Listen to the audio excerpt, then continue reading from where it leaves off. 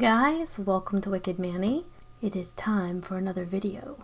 I'm going to start this video by putting on some One More Green polish by Lakister, I think that's how you pronounce it, on my nails over some black, because the way that you do multi-chrome polishes is you put it over black.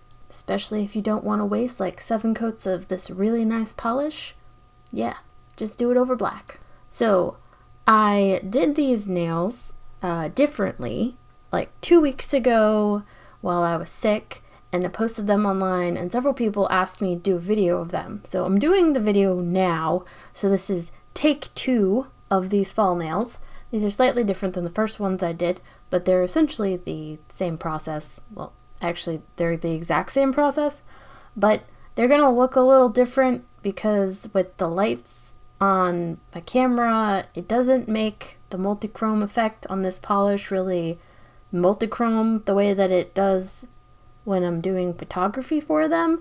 So you'll see some pictures at the end where the multi-chrome effect really, takes shape and looks like it's supposed to. It's not going to in this video. I'm gonna try and make it look like it's supposed to, but it's not going to. So yeah, sorry. So in low light, this polish looks very green, and then in bright lights, like my camera, it has more of like a copper tone.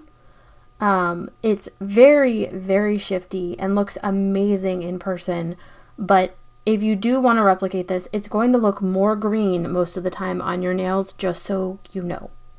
I'm trying to show here how it shifts, and like my camera and my lights just aren't cooperating.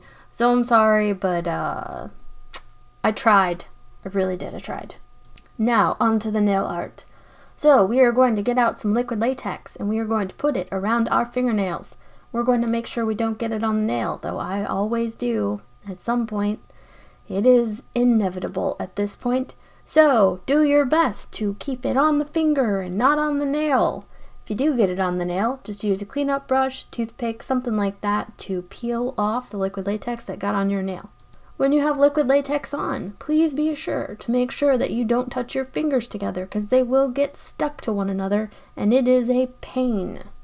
After we've got our liquid latex on, we're going to get out our first stamping plate. This first stamping plate is one of the brand new fall stamping plates that Born Pretty sent me to try out. These ones are really cool. They've got little pumpkin shapes, so you could easily make a jack-o'-lantern if you wanted to. There are a bunch of other cool shapes on here, like spider webs and stripes and things like that. So it's pretty versatile, even if you don't want to just use it for Halloween. So while I did receive this plate free of charge, it has not in any way inspired me to create a nice post about it or a good review. You can see it in action here. So I'm going to start with the pumpkin. We're going to do this background pumpkin, and then we're going to do the outline of the pumpkin. I really like that they've started doing these because it's one of my favorite parts of the clear jelly stamper plates and why I've used them so often, because it looks like you did really intricate nail art when all you did was just layer 2 stamps on top of one another, and I am all about that. So I'm going to start with copper for the base, and this is Copper Haired Girl by Hit the Bottle, and I'm just going to fail on the first attempt and then try again to lift up this design.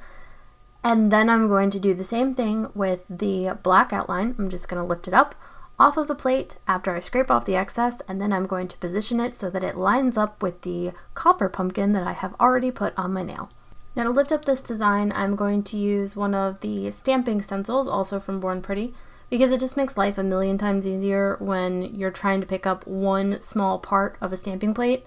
So you can actually just do the same thing by cutting a hole in the shape of the part that you want out of a piece of paper and just cover the rest of the plate after you scrape off the excess, and you can achieve the exact same thing if you don't want to buy these metal plates. As always, I'm going to recommend, if you want to replicate this, that you please have a clear stamper. Otherwise it's going to be really, really difficult to pull this off. Now I'm just going to go in with a gel pen to try and add some highlights and some different colors to this pumpkin so it's not so plain.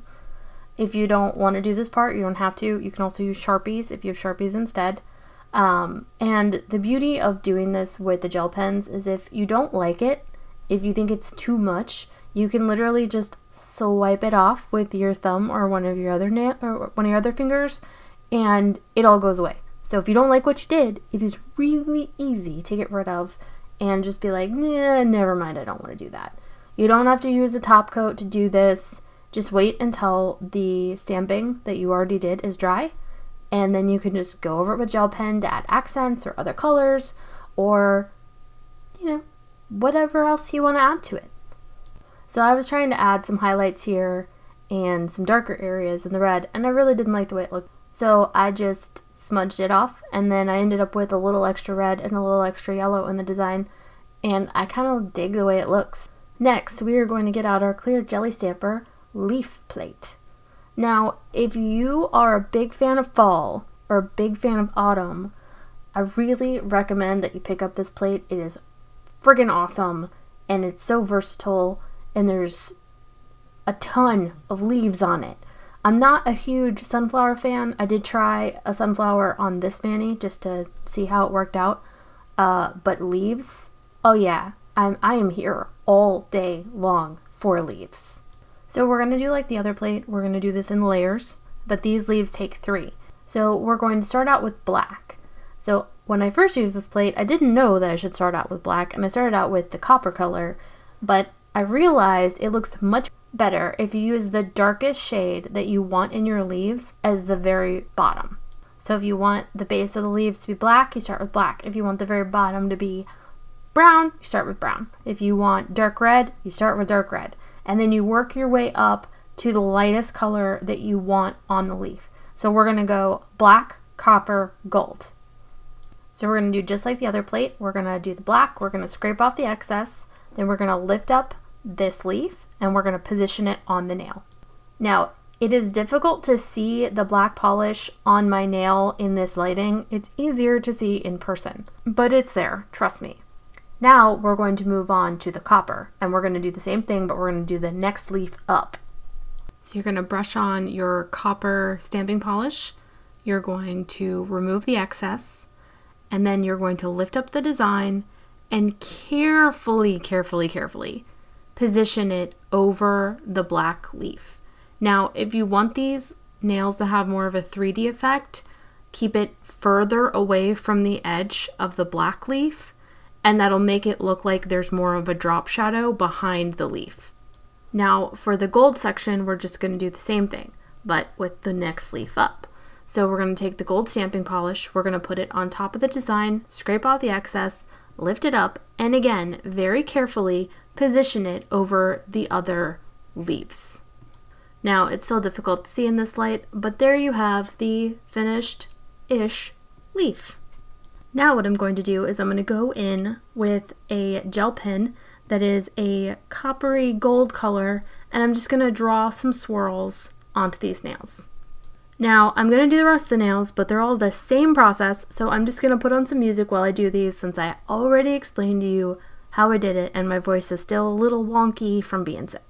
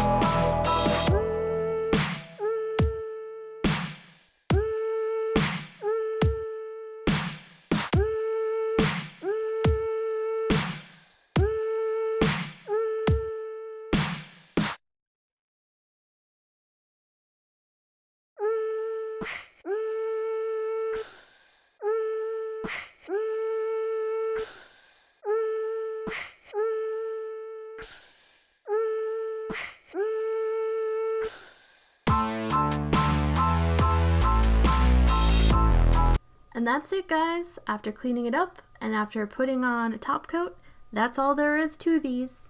I hope that you enjoyed this video. If you did, please leave me a comment below. If there are any other fall type nails that you would like to see me do, please let me know. I will give them a shot if I can. Thanks for watching, guys. Be sure to subscribe if you haven't already.